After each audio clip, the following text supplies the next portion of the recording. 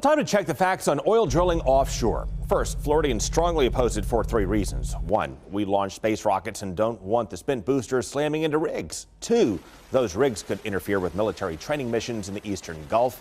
And 3, we have more beaches than any other state, so a spill could slam our economy. And that brings us to Senator Bill Nelson, who has opposed offshore drilling near Florida for years. What do you think is your biggest accomplishment this year or last? Well, just go out here to the beach and you don't see any oil rigs out there. But Nelson's challenger, Governor Scott, is also taking credit for keeping the rigs away from our coast. And now they're accusing each other of flip-flopping. So we'll start with the accusations against Bill Nelson. This attack ad from Rick Scott claims Nelson had no objection to offshore drilling in 2009. Did Bill Nelson really say he had no objection to drilling?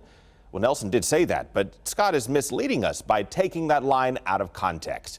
Listen carefully to the rest of Nelson's sentence. I have no objection to offshore drilling if it is done responsibly and if it is done where the oil companies already have leases. No objection for drilling where they already have leases. Less than a minute later, Nelson stressed his concerns about drilling in the eastern Gulf. That you can't have oil rigs out there where we're testing and training and testing some of our most sophisticated weapons. So Nelson still opposed drilling off our coast where he did work to ban it. There are unrelenting, constant efforts to drill out here. Scott also accuses Nelson of supporting one of those efforts when President Obama called for more drilling in 2010 before the BP disaster.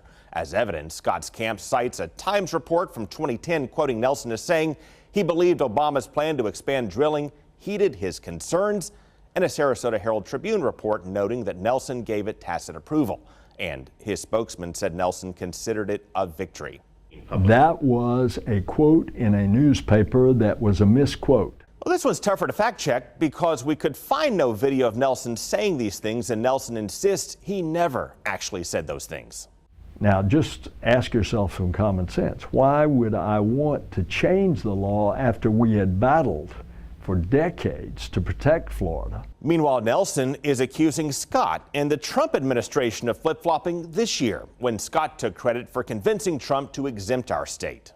Florida will be taken off the table. And so for Floridians, we are not drilling off the coast of Florida. The Secretary of the Interior did appear to contradict himself later when other states said, "What about us?" You took Florida off, and I'm suggesting I hope you do the same for Maine. That's when the Trump administration said no decisions have been made about oil drilling in Florida. So I put Florida on, but Florida is still in the process. And while Scott opposes Florida offshore drilling near Florida now, Nelson's ad also claims Scott supported offshore drilling after the BP oil spill. And this video, posted by the St. Petersburg, now Tampa Bay Times, supports Nelson's claim. We want to become independent in this country. And part of that is looking to see if we can do offshore drilling safely. Scott stressed it would need to be done safely and responsibly, but he did not rule out allowing oil rigs within sight of the beaches. He said he wanted to hear from local communities first. And since then, activists and officials from both parties have rallied against it, and Scott has followed suit.